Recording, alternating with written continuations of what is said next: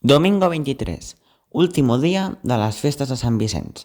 Hoy tenemos una cercavila con la María y Sant Vicenç. Adelante, Joana. En la plaza de la iglesia ya están la María y Sant Vicenç, que darán una vuelta, subirán hasta el ayuntamiento y luego bajarán e irán al sitio, al almacén donde se guardan todos los años, pero esto ya no lo veremos.